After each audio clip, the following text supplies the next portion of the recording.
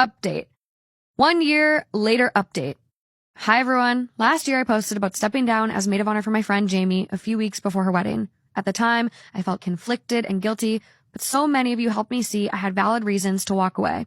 I wanted to give a follow-up now that it has been a year because what happened recently confirmed I wasn't imagining things. Yeah. Remember Haley, the other bridesmaid?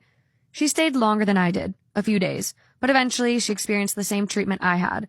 On the exact 1-year anniversary of Jamie's wedding, both of us received unexpected packages from her in the mail. Oh my God.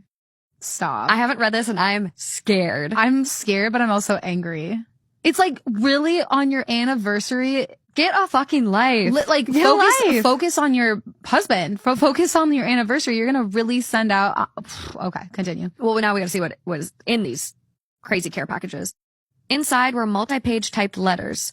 They were formal in tone and signed at the bottom with things like, quote, yours truly, and, quote, your perfect match little. These were not apologies. They were long, rambling, and accusatory. In them, Jamie blamed us for abandoning her, questioned our character, dragged in our families, and even referenced very private things we had gone through in our personal lives. Oh, God. She compared our friendship to a, quote, performance improvement plan, said we were just a chapter in her life, and painted herself as the victim. She didn't just send letters. She mailed back copies of old letters Haley and I had written her years ago, returned like evidence. She included photos of us together, and most disturbingly, she sent me her mother's funeral book, which had pictures of me and her mom inside the book from the service. None of these packages had a return address. The fact that she chose to do this on her wedding anniversary speaks volumes. Instead of celebrating her marriage, she spent that day digging up old letters, printing photos, writing pages of blame, and mailing them out. For Haley, this was the final straw. For me, it was the validation I needed that my instincts had been right all along. I no longer feel guilty for stepping down. Looking back, I see a very clear pattern. Love bombing when she wanted something, guilt tripping when she didn't get her way, and rewriting history to make herself the victim. It wasn't that I was a bad friend. This is simply how Jamie treats the people closest to her. If you are ever questioning whether it's okay to walk away from a friendship that makes you feel drained, blamed, or unsafe, please know that it is. Sometimes the healthiest and bravest thing you can do is create distance. Wow. Yeah. So do we have anything, like, were they communicating the year after the wedding, or was there no communication after they stepped down from the wedding? Like, I'm curious if this came out of nowhere. Yeah, I'm trying to look at what else OP has. So this is kind of crazy, you guys.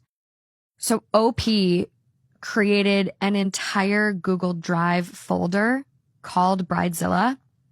And if you were questioning whether this story was real or not, there is no doubt in my mind. Wow. There are pictures from this funeral art.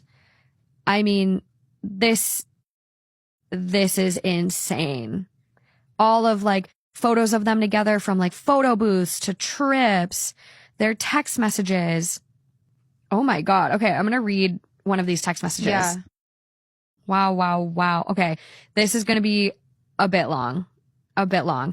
So this is 5 pictures condensed together of a long text message that the bride had sent.